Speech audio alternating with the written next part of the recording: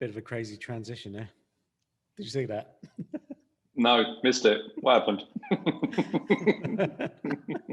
Perfect. That's good. All right, At least mate, there's you only good? that you were sharing the screen. I'm good. I'm good. How are you? How's things? Yeah, very good, thanks. Excellent. Awesome. Welcome to How's your week everyone been? else out there. Yeah, good, good, all good, busy. I think the weeks are tumbling. I've used that word at the moment. That's probably the best way to describe the weeks. I find them tumbling through, but it's all good. How's your week been?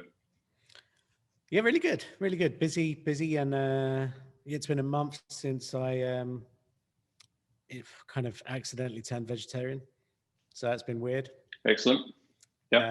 And Yeah. counting the days down until you can have chicken wings again. Well, it's supposed to be today, so Oh, yeah. Well, so I'm sorry, yeah, but I'm kind of liking the whole vegetarian side of it. It's really weird.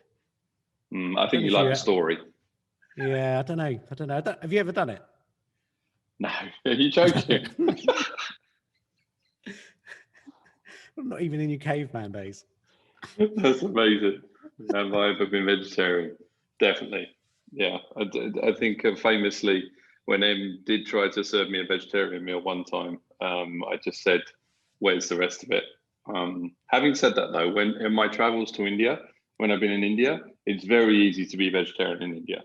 Very Right. easy, because the food is so amazing anyway that you don't miss meat, right? Yeah, true. There you go. So for those of you who've tuned in so far, this show isn't about vegetarianism. Well, it What? could be. That's our next show. If I continue, I reckon it's a show in itself. But anyway, what do we have? We've got a few people who've joined already, a few more dropping in, we can see. So nice to see everyone. Thanks for joining us today. We are on the third part of our disruptive series, Andrew.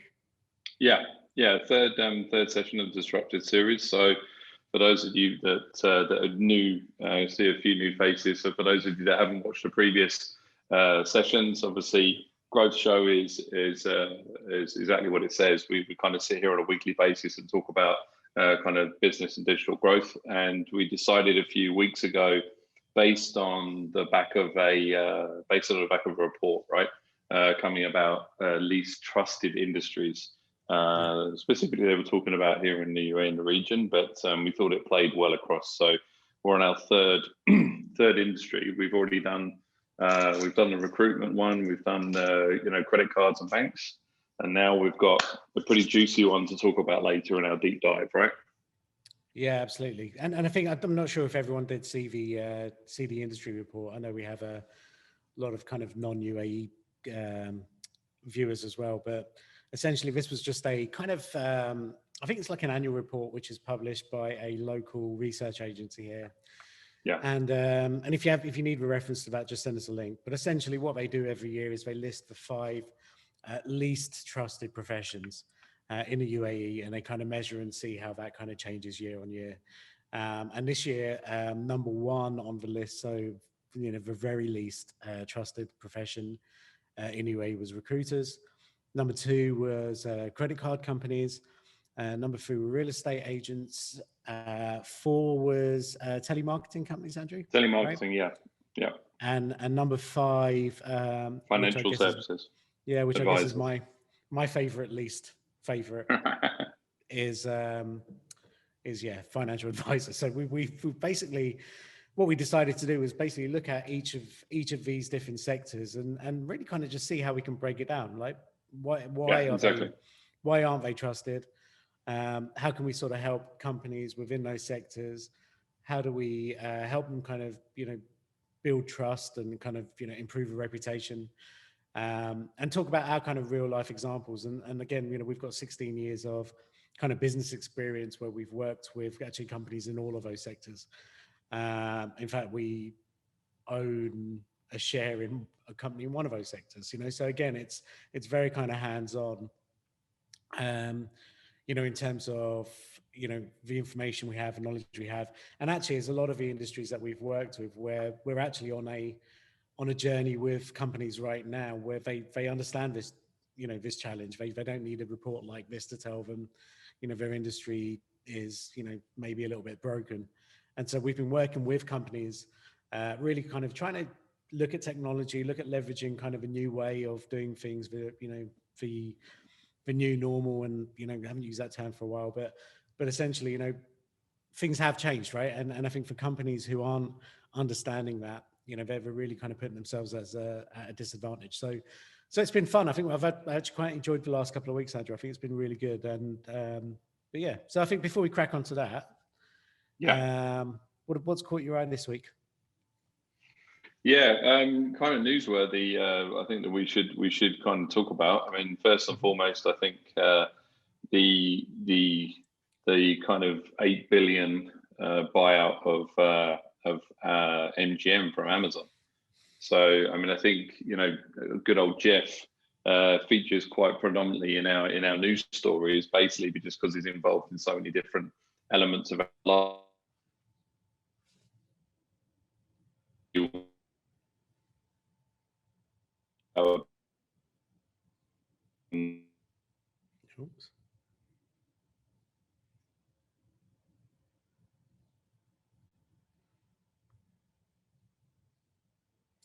I don't know if I'm back. Sorry, I don't know if it was you. I'm back. It was me. It was me. Clearly, our office can't handle having 3 people in it at the moment because it's not used to that capacity. So for those of you who don't know, I'm in the next office today, a beautiful Barsha Heights backdrop, and for whatever reason, it decided to drop out on me. But I don't know what you heard. Not much. You basically started on. We talk about Amazon fairly frequently, and okay. Yeah. So obviously, yeah, Jeff makes a special guest appearance every other kind of week almost here on the Growth Show, mainly because Amazon are just so involved in so many areas of our lives.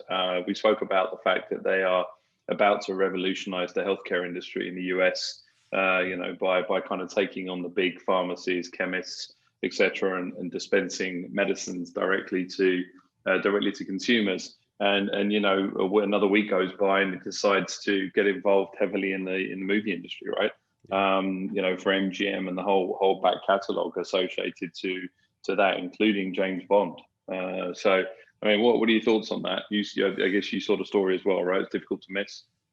Yeah, I think we've spoken about it before, but it's not going to be long before Amazon are broken down into a bunch of smaller companies. So yeah. I think what he's doing right now is really just making sure that, if this does happen, and I think it will happen in the next couple of years, then, you've got a bunch of strong entities that can really kind of stand up in their own right. And then again, media catalogs and owning that sort of library, really only supports what he's trying to do from a kind of Amazon Prime perspective. But just in that general media play as well, right? There's been a bunch of interesting acquisitions by Amazon in that space.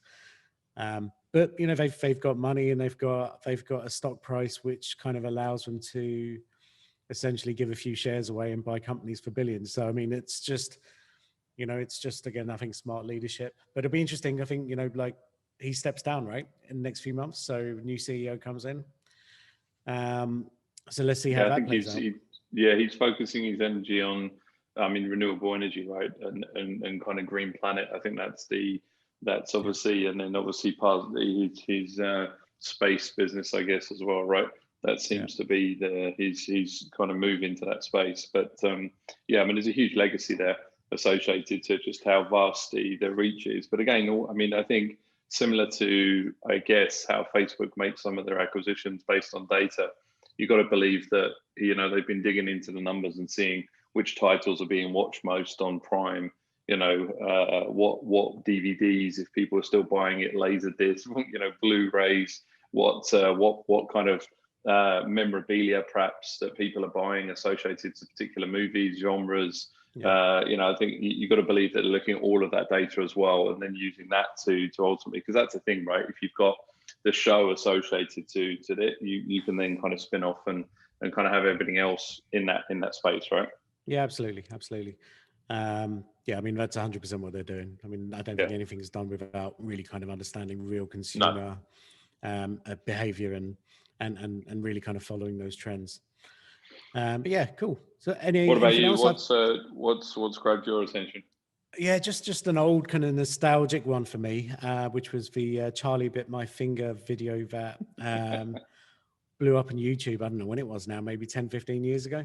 2007, I think. Yeah, so yeah, definitely close to sort of 15 years. And you know, that was basically sold as an NFT for 700 and something $1,000, essentially for a YouTube clip that's 15 years old or 14 years old. So again, just a nice reminder, mate, that you and me aren't making the kind of money that others are by kind of working maybe 90% less. But hey, very cool for them. So apparently a lot of that money is going to go into those the kids' education. The two brothers are both at university age now, which is nuts in itself.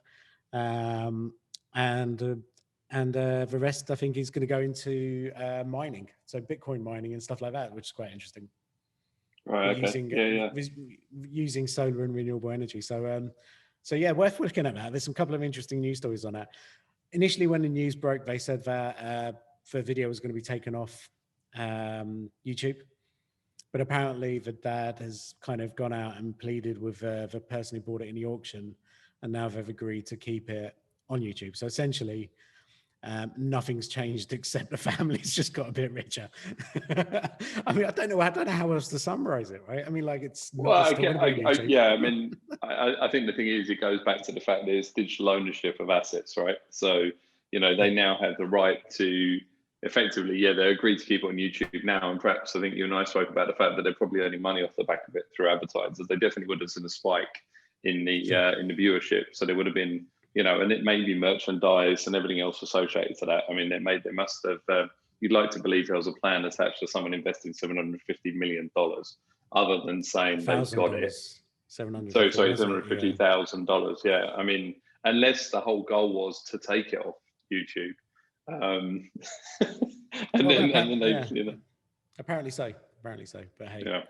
Let's see. I mean, I mean, it'll be interesting to see what happens next with that. But you came across one earlier you were telling me about, right? Another NFT deal?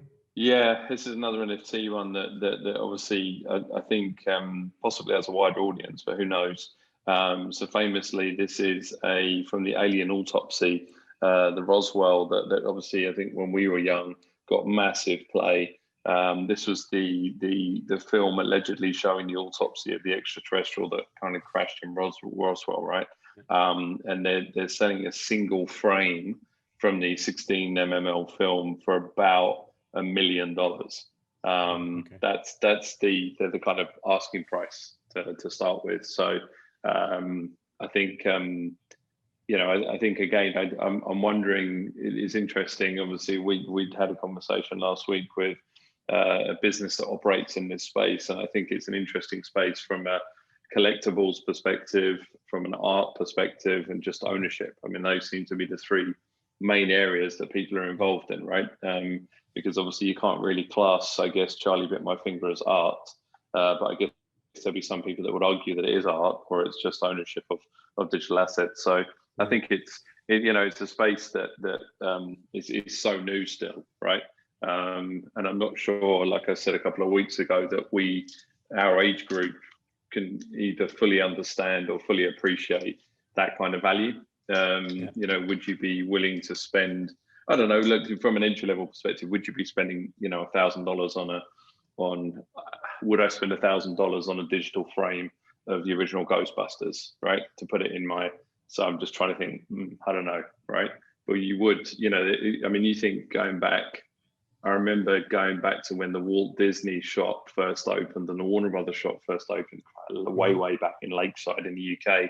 And they had original cells that somebody had drawn, and they were going for big money, right? People like to have that. So, it's just transfer, right? Yeah, and also don't forget there's and I don't say this in a kind of you're an old git way, but essentially, right? Amazing.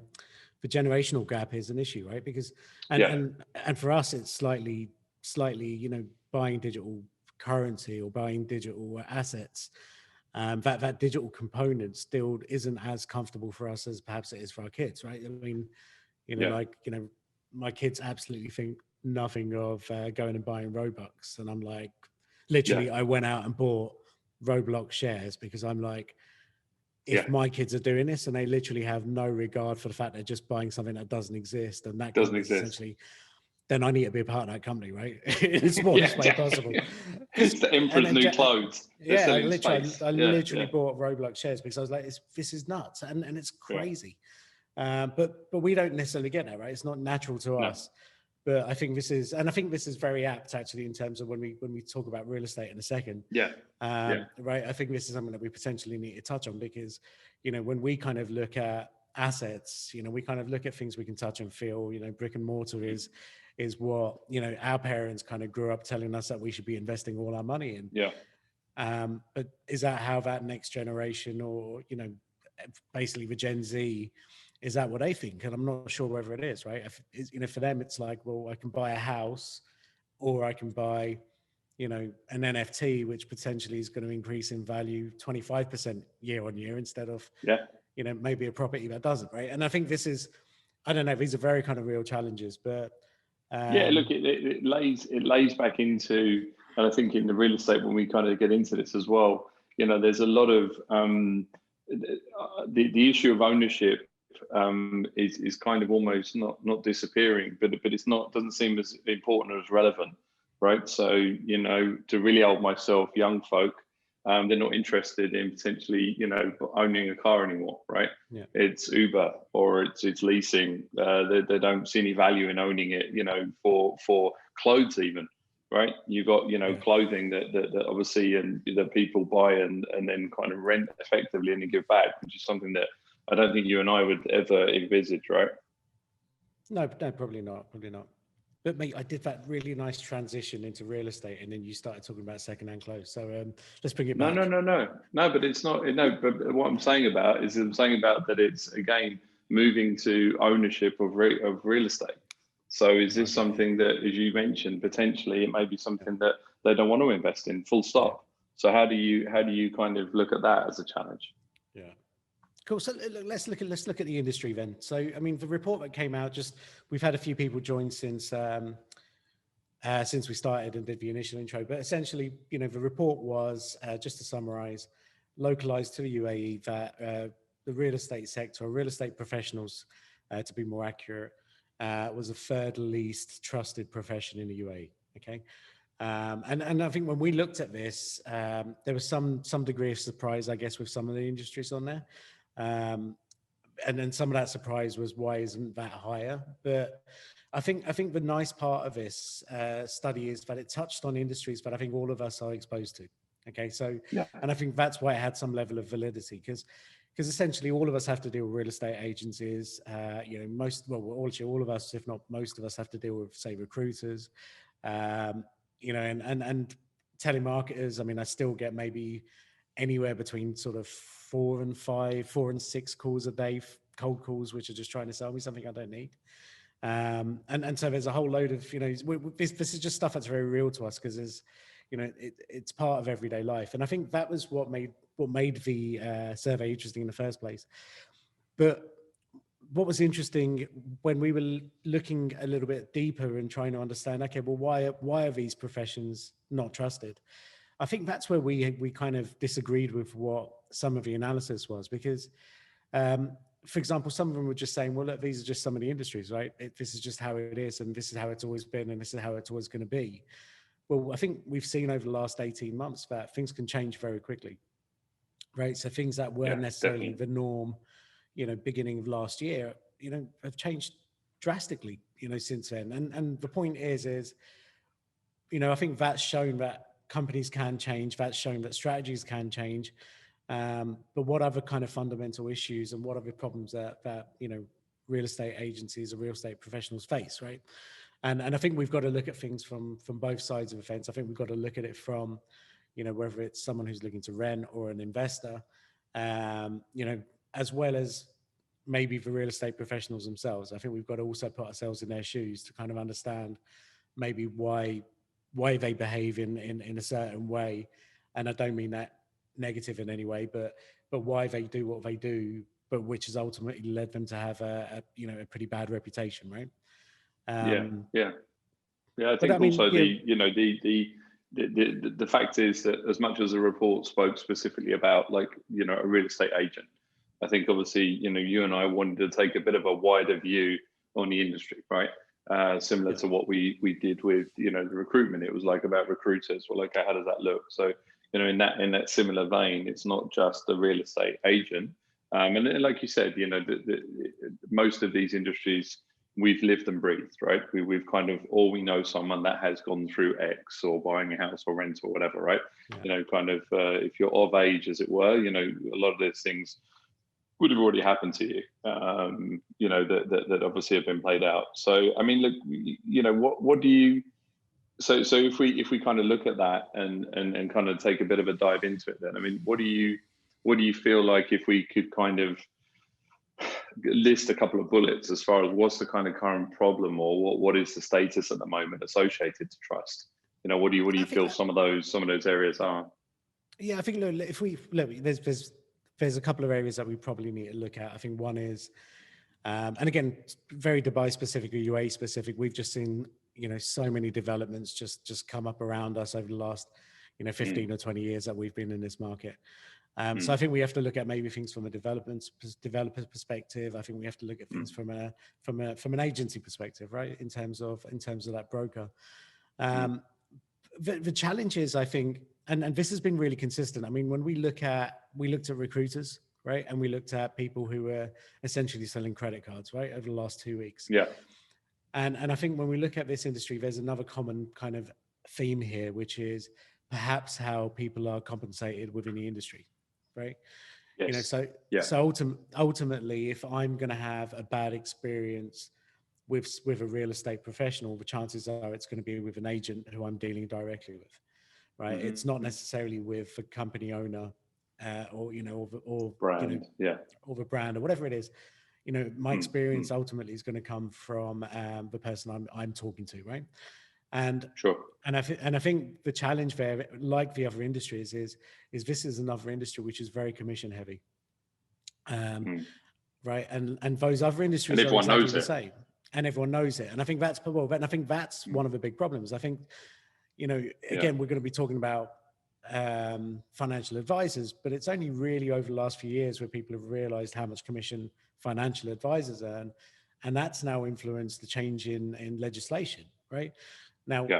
Yeah. The real estate sector is one where everyone knows that, look, either the person they're dealing with earns no basic, or if they earn a basic salary, it's going to be a very small one. But ultimately, the bulk of their salary or earnings is just going to come from doing deals, right? Whether those are getting rental or purchase. Sure, yeah. And I think this is one of the challenges, and this kind of leads to so many other challenges, I guess, when you kind of look at it. You know, we're taught today, and again, you know, we're kind of huge sort of HubSpot advocates, but again, any kind of marketing research or any kind of related industry papers you read, they all tell you the same thing, which is that customers have more power today in the buying decision and the buying process than they've ever had, right? Yeah. And they're more empowered than they've ever been. They've got access to more information than they've ever had. And therefore, they feel as if they can make a really strong decision, a purchasing decision, sometimes without the need of a salesperson kind of facilitating that, right? Yeah, and I'd say even more so in the last 12, 14 months when everyone's been in front of these things. Yeah, exactly. And it's fast-tracked. I mean, it's been fast-tracked. If you imagine it, we didn't have a choice. All of a sudden, everything was having to be researched online. Yeah. I mean, there's a zero moment of truth research study, which we always talk about, but that research study's like what, 10, 12 years old. And what that was talking about way back then was that most consumers today were 70 or 80% of a buyer journey, way through the buyer journey before they ever reached out to a salesperson. So even back then, the power of Google, you know, the power of kind of online research, review sites, all of these things are so important. And that's what ultimately was kind of, you know, helping drive that research process. And I think all of us are so educated today. We know how to navigate through search engines. We know how to use websites. You know, we know how to do our own research, right? We know how to kind of, you know, we know exactly, you know, we've been using TripAdvisor because we don't necessarily trust what a hotel says about themselves for the last 15 years, right? I mean, nothing is new. And so the point is when you've got essentially somebody who is very kind of focused on closing deals, do they have the time to help kind of, I don't know, create content, educate, nurture, or help sort of educate those prospects who ultimately are going to do their own education, right? And are they going to invest that time, or are they going to focus on selling, right? And I think that becomes very difficult, but becomes an obvious answer when when the bulk of your income is based on selling, right? You're on one path, right? It's very much now, and things need to be kind of, honed in on the fact that that's basically the way that people operate. And as you said, it's across multiple industries. Yeah, and I think the other sort of, I'd say, spin-off from that is again, it's, if you put yourself in the shoes of a sales guy, and I've got to focus on selling, because if I don't sell, then I'm going to have maybe pressure on me. Do I lose my job? I don't know. Do I not climb the ladder? I don't know, because ultimately it's going to come down to how many deals have you closed this week, not how many nice relationships have you built this week. Right. But I think if you kind of look at it and say, okay, well, look, even if a company turns around and says, we're going to offer you training, we're going to teach you how that modern consumer thinks, that modern purchaser or investor thinks. We're going to teach you how to kind of, use a CRM. We're going to teach you how to use marketing tools. We're going to teach you how to create content. Again, I don't even know if those conversations happen, because ultimately, if a real estate agency owner is maybe hiring people on very low basics or on no basic at all, then I think it's a mental challenge potentially to invest money into these people from a training purpose. And I just think that it just raises a lot more sort of questions, but really does start to help define why there's a challenge here. Yeah, you're right. You're 100% right. I think it's all about focus, and a lot of the time, the people that are commercially active, don't get as much help and support, perhaps, even from a technology standpoint. So I think, look, our experience of realtors across the region and obviously internationally as well is a mixed bunch, right? It's a mixed bunch. You've got some that are very kind of at the forefront, leading, cutting edge, or whatever you want to call it, as far as actively encouraging their agents to learn more, digest content, and more importantly, track all of their activity, and kind of have a CRM that helps them understand their potential prospects, where they should focus their time, their energy, their efforts. But more often than not, it's kind of potluck, right? I mean, even to the point where locally here, we get on a daily basis independent agents asking for our help to generate leads and business for them, because their company can't do it for them. Right. So I think they're not even providing leads to give to their agents, let alone arming them with the skills or knowledge to potentially convert those deals as well. Yeah. No, and I think that comes down to a couple of areas. I think you're right there. We've been actually we're blessed. We've got, like I said, we've got a mixed bag in terms of clients within the industry.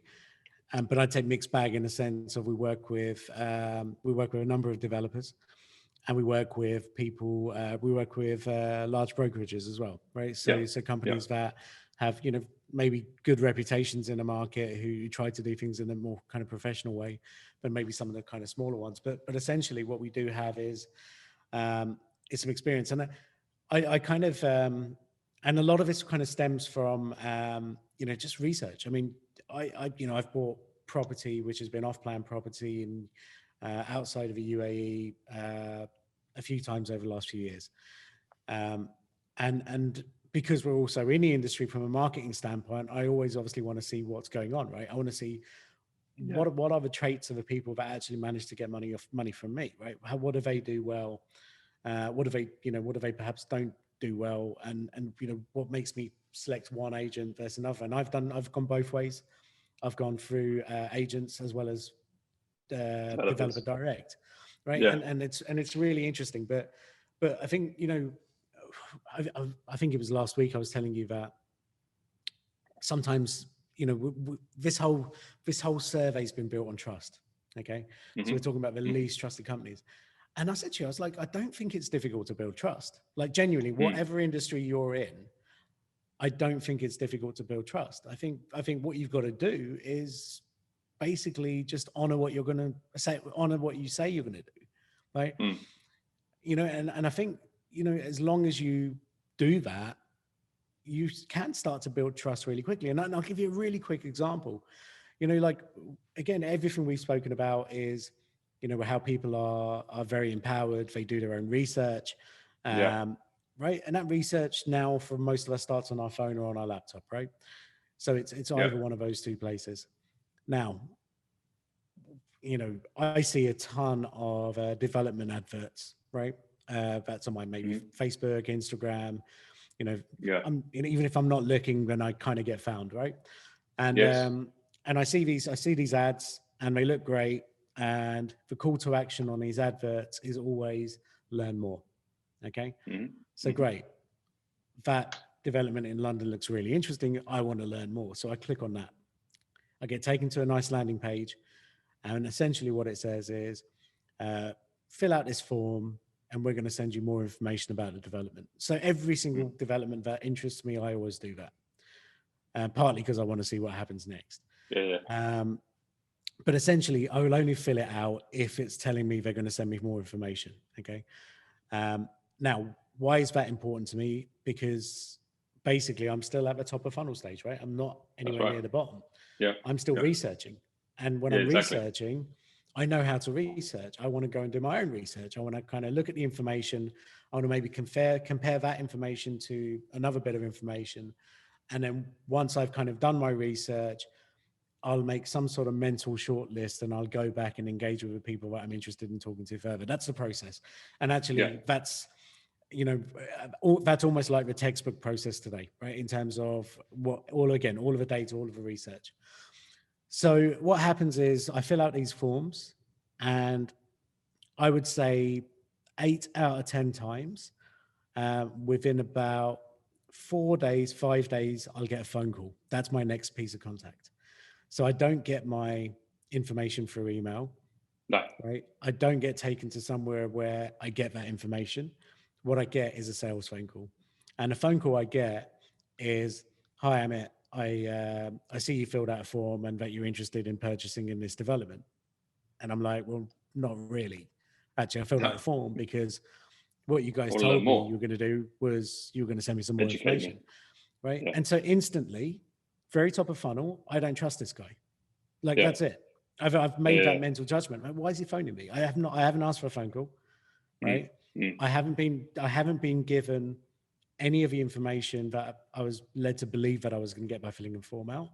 And then at that point, if I've actually looked at that information, digested that content, then they wait a week and phone me. I'm more than happy for them to do that, but at least do what you say, you deliver on what you've promised initially. And that doesn't happen. And this is the biggest challenge because, you know, very early on in that relationship, I now don't trust that person. It could be the best development in the world. And there's something in the back of my mind going, this guy's going to be a headache. Right. And I don't want, and again, you know, we don't want to deal with salespeople. We're training ourselves away from dealing with salespeople. Why does e-commerce work? It's because we don't have to talk to anyone. Right. As long with the convenience factor. But I don't know. I mean, look, those are very much kind of my experiences, but these are so frequent. I mean, this is the point. This is kind of how it works. And I know we've had conversations with clients where they're like, right, this is the call to action. We're like, great. What do we send them? No, don't send them anything. Just give us that phone number. And we're like, exactly. Come on. It's not the way to do it anymore. No. Look, I think you're right there. We're in the sense that as long as you start to deliver from day one or initial engagement, exactly what you set out to show, this kind of falls into that trust piece straight away. Because if it's not, at that point, what else is kind of being shielded from you? I guess that's kind of where your mind starts to go, right? Well, okay. they told me they're going to tell me about X, and they haven't told me about X. And look, and I think the thing is, you see it a lot here. There's a lot of ads that we get bombarded with.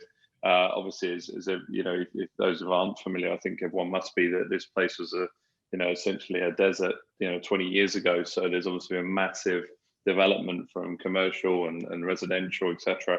So we see a lot of this, and the thing is that there is that whole education piece that essentially you would like to do, and you want to spend your time. There's not many people focusing on that. It's rack 'em and stack 'em. There's a lot of that still going on, right? And again, it goes back to the fact that a lot of the time, the rack 'em and stack 'em, it's not only, I think we should possibly go one level higher sometimes as well, and look at the fact that, from a development perspective, obviously there is pressure that's applied to realtors to get these numbers as well, right? They do staged releases, and unless you are a well-known developer, or you have a kind of huge catalog of delivered projects, let's say, it's going to be difficult to kind of pull those numbers in unless you start to educate people. And I think that also goes back to the fact that there's so much choice now, right? As a consumer, you have a lot of choice in your purchase as well. So if everything looks the same, behaves the same, it's far more difficult to make a decision. If you are somebody that is standing out, and you're educating you, and there's something there, and I can find out about this, and I can, naturally you're going to kind of be taken to that direction, right? Where everything else looks the same, Mate, it's such a good point. I think you're 100% right. I think that is exactly what the challenge is now, and it's every, that experience. We all, experience is the key word here, because we buy on that now. We make decisions based on that, right? If I feel good about something, I'm instantly closer to making a decision about that, which is positive, compared to something, that isn't the same. And I think that's. And you're right. And I think if people really focused on, okay, what is that experience? And it doesn't, like I said, it doesn't have to be glossy. It doesn't have to be, right? I mean, this is a mistake that people make, like they'll build out wonderful show apartments. There's someone I'm talking to at the moment, they're saying, we've just built this phenomenal show suite. Well, okay, that's cool. But if your sales guys are going to act like every other sales guy the second someone walks in there, then that investment is potentially wasted. Right, behavioral change and experiences is what you've got to focus on. But again, it's that chicken and egg scenario, right? Do you invest in those experiences with someone that perhaps is only going to be with you for a few months because they're commission based? You've had, staff turnover is a huge issue in the industry. When you start to look at all of these elements, it becomes very difficult for companies to sort of action it. But I think it is just those small steps. And I think it is those small steps, just to get things, do the right things, start to differentiate yourself. The opportunities are huge, and I think we should talk about that, because I think. Yeah, I was going to say, this kind of nicely leads into the fact that you're having a conversation around somebody that's building out this phenomenal show house. I mean, first question I'd probably ask is anybody able to visit that particular show house with kind of various restrictions that obviously are put in place? And we've witnessed that firsthand from our clients, obviously, where this has put a dent in sales, where individuals are unable to travel to a particular development or see a particular property. I think even here at some point, it's still relatively open, but obviously it was still proving a challenge. So I mean, where do we look at, obviously we're 14 months down the line now, originally from the initial disruption. What do you think, where's the opportunities that lie now still? What's available to kind of across the board, really? What are we looking at? So I think there's a couple of things. I think there's the last 18 months has been interesting for a lot of people. It's been tough for a lot of people. I've read so many reports in the last couple of months where, look, you imagine, right, the stock markets compared to last March, where they are right now. You look at what's happened with Bitcoin. Obviously, there's been a bit of a slump, but essentially you're still, 2 or 3x what it was not so long ago. there's a lot of people who are sitting on money. They've not been able to go out and spend money. They've not been able to go out on and on sort of enjoy lavish holidays. They've not gone and bought property because they've not been able to travel to wherever they wanted to go and buy the property. So you look at it right now, and potentially there's a whole I don't know, ton of people located in different parts of the world that are sitting with a lot of money in their bank accounts at the moment, right? And I think what's interesting there is there's always a lot of people who are sitting with a lot of money in their bank accounts, but I think there's more people, and I think it's kind of different people than would typically have been the case. You know, and especially.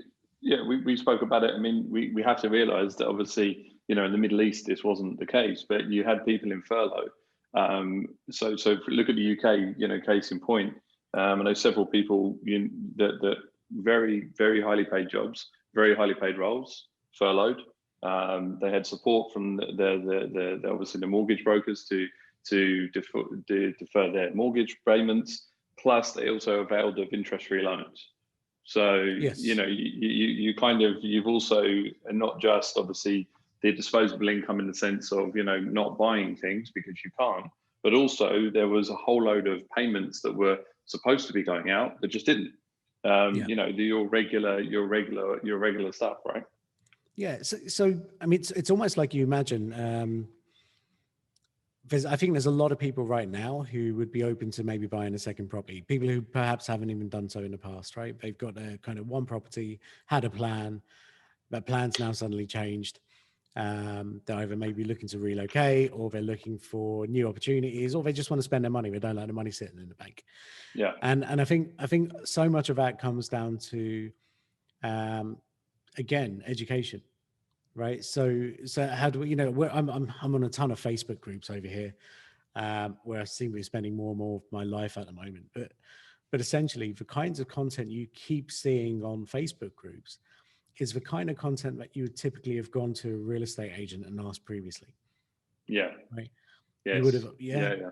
And, where's and the they're best place asking to questions. invest? Yeah. Whereas, you know, what's my return? What kind of security do I have associated? What schools are nearby? Yeah. Right. Even things like mortgages. Who should I speak to about mortgage? I mean, so but there's so much noise around that area right now. And so this is real, right? This is a very kind of real scenario where people are saying, hey, look, I've sat at home for the last 18 months and I've got a lot of money. I want to just go and buy something with it. Right. What can I do? What are my options? So the point is who's spending that time investing, who's investing that time, and in education, so that they're basically taking people through that journey. Where, look, hey, you're looking for a new property. This is maybe your first investment property. Here's a process. Here's what you do. Here's the kind of things that you look out for. I spoke to somebody the other week, and his whole business is built on selling pain. Okay, and it was awesome because he was saying, look, he goes, everyone's selling the same thing. Everyone's selling the same thing in the same way. I'm selling the pain of doing it the wrong way. And I'm educating people and saying, listen, good, go with those guys, buy that development, do this. But what happens if it doesn't get built? Right. What happens if you can't get a mortgage on it? What happens if this? Yeah, the fear sale. Right, the fear sale, right? And basically people are like, do you know what? You're right. I don't want to take a risk.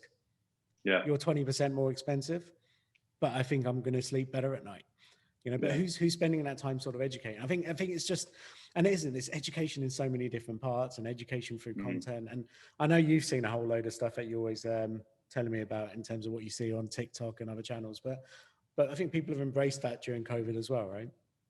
Yeah. I think you know, that technology piece is interesting. I mean, there has been in the realtor space, you know, predominantly kind of New York, I'd say, and Dubai, that I've seen in more high net worth, but across the board. I mean, not just high net worth. I mean, from here in Dubai, bed space all the way up to kind of $50 million apartments. You know, so I think that but again, it's usually individually driven.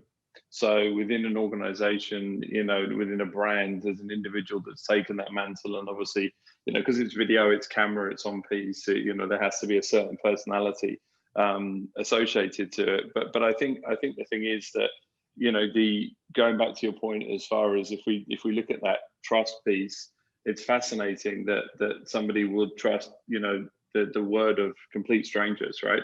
On a life-changing decision. And I think the shift has to be in the fact that previously in the real estate space, unless you're dealing with a certain level of individual, it may be a once in a lifetime investment, right? Mm-hmm. And I think the wider picture possibly isn't embraced enough. So if you start to build a relationship with a particular individual, it's not just about that individual, it's about that individual's network. So, when obviously people are seeking advice out there, at least you have an opportunity to say, oh, well, these guys are incredible, this did this, I've never actually purchased from them, but they teach me about this, and this. So when I am ready to invest, I can. And I think that's probably, that's an opportunity that's still out there, because I think there is very much this, approach, which is these guys are only ever going to purchase one or two in 30 years or 15 years. And I think the other thing that COVID has done is it's changed people's kind of mindset on that as well. So you've got people just, removing themselves from the kind of metropolis, right? Just heading out. I'm going to go and live in the country because I don't have to commute anymore. You and I know people that used to commute countries to go to work, right? That's no longer the case. So there's been a real shift in approach, and this again is that opportunity. And going back to that younger crowd and the younger generation, the fact is that it is a change. The fact is that the desire to live in a property for 30, 40, 50 years, it's just lost on most of these guys, right? Yeah. Famously, look at Elon Musk, who's obviously our age, but who I think he's younger, which always winds me up. But if you look at his, doesn't own any property, all of Redwood's property, just leases and lets, and I think that there's a lot of that, right? Yeah, look, and I think again, that younger generation, we touched on it right at the beginning. That kind of desire, coupled with the fact that they can spend their money elsewhere, I think is huge. We wouldn't, I think a logical question for us would never be, should I buy crypto or should I buy a house? Right? It's just, it's just nothing that was natural to us in that sort of way of thinking or whatever it is. For those guys, it's very real, and I think that's gonna change. There's actually a real there's a movement at the moment, and I think it's kind of a combination of basically for younger millennials, I think is the best way to call them, right? Younger millennials. So these guys who are literally just going out into the workforce now, and there's a real movement, and it's gaining so much sort of traction. There's some guys who are creating content, but they're basically saying, look, your number one objective now that you've left the university is to become financially independent, and this is how you're going to do it. And basically, they're talking about 80% of your disposable disposable income, essentially, or your whatever you earn. 80% of whatever you earn needs to be saved. And then this is how you do it. And this is the model that you follow. And this is where you invest it. And a lot of these guys are not. Real estate isn't a part of that equation, right? A lot of this is go and buy some ETFs, right? Go and invest in that fund here. Go and do this. Go and buy some crypto. Look at some NFTs. Look at this, right? 2% here, 5% here. But none of them are saying save enough money for a deposit and then go and buy a house. Right. And this is really interesting. The trends are fascinating because, I think we've still got maybe 10 years or so, as people within the industry to figure this out. But I think that's going to be an almighty shift. Right. I think people are, there's going to be so many kind of, okay, look, I'm going to go and live there for a month. I'm going to go and live there for a month. Yeah. Because again, why wouldn't you? Right. Yeah. And this is the challenge when you've got global organizations effectively saying you can work anywhere in the world full-time, or other organizations that can say you can work anywhere in the world for a month a year, 2 months a year. We spoke about this HubSpot a couple of weeks ago. While I'm not living in my house, I'm still paying rent. I'm still paying my mortgage. So, if I want to have more of that kind of freedom, And I think freedom's that big thing, right? There seems to be a lot of movement around freedom. Why would I tie myself down? Why am I looking at, a 30-year investment because I can make that money on Doge in 4 weeks, right? So it's kind of, and it's very real. People are doing it.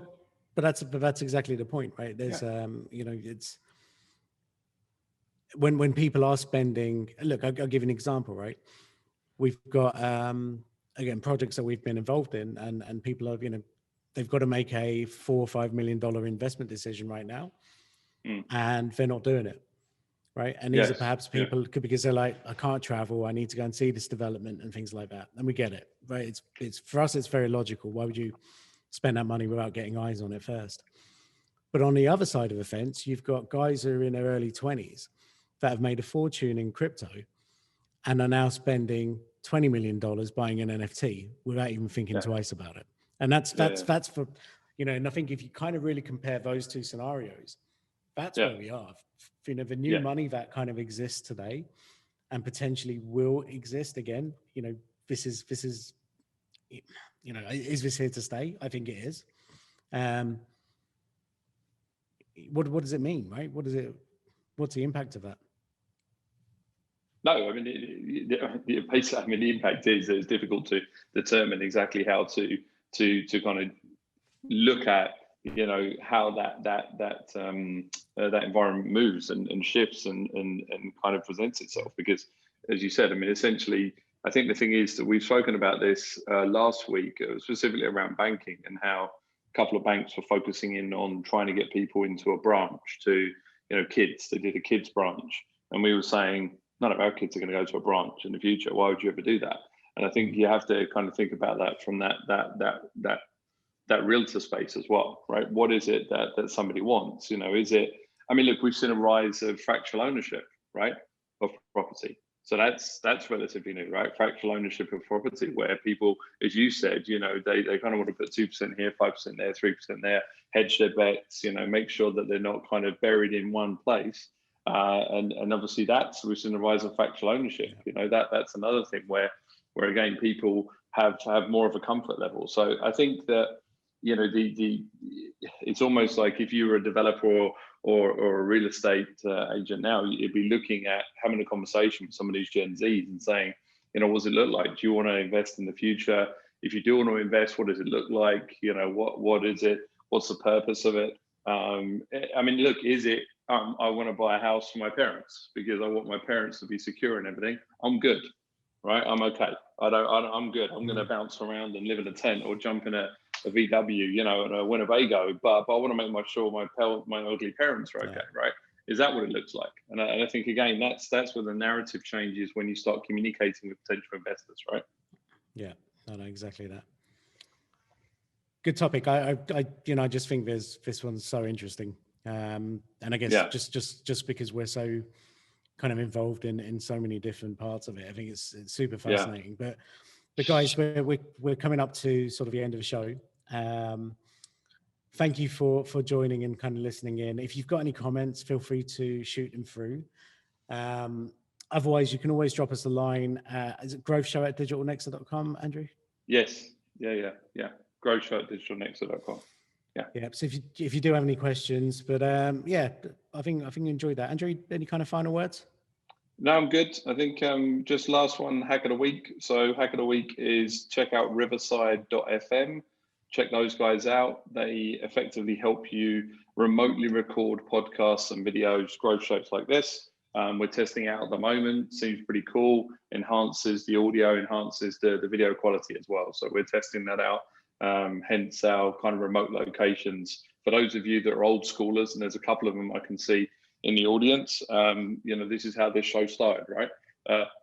Amit and I, miles apart over Zoom, but obviously more recently we've been doing it in the studio. We'll be back to the studio next week. But yeah, check this out. We wanted to test it, so that's why we're there for that. But great talk on real estate. We have telemarketing next week. Which I guess links all of these to somewhat outbound calling. So I think that'll be good. Looking forward to that one. And I'm going to have some fun this week because I'm going to actually have conversations with everyone who phones me to try to sell me something. Yeah, perfect. Good stuff. So, all right. Yeah, have a good week. Some research. Take care, mate. Good. See you later. Thanks, Cheers. everyone. Bye-bye. Bye.